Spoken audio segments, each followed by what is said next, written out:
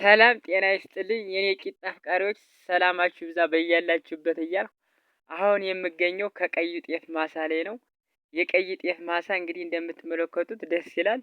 ዘፋኝ በተረቱ ቀይ ጤፍ ነጭ ጤፍ የነመይት የምሳ የታገኝሻለሁ በወድቅ ብነሳ የቀይ ጤፍ ቂጣ ይላል ዋጡኝ ዋጡኝ የቀይ ጤፍ ገንፎ ይላል ዋጡኝ ዋጡኝ አንቺን አይን ሳይ ሌሎች አመለጡኝ ይላል።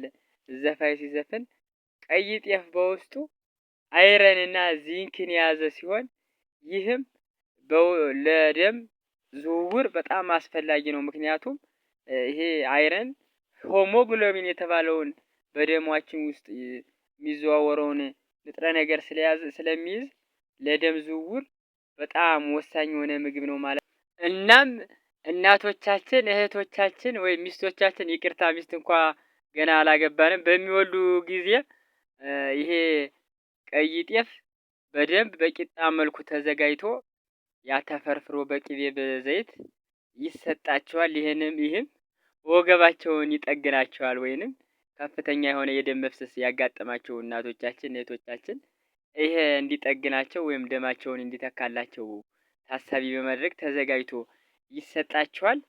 ቀይ ጤፍ በጣም ደስ የሚል የምግብ ወይም የአዝርት ነው። እንጀራውም በጣም አስደሳች ነው። ከነጭ ጤፍ ቀጥሎ ቀይ ጤፍ በጣም ደስ የሚል የአዝርት አይነት ነው።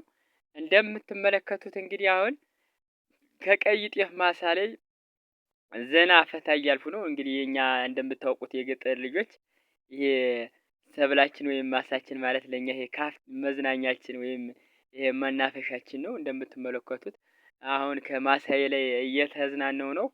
ይህን ይመስላል። አሁን ህዳር እየገባ ነው። በደጋማው አካባቢ እሸት ነው ወይም ዝርዝር ነው።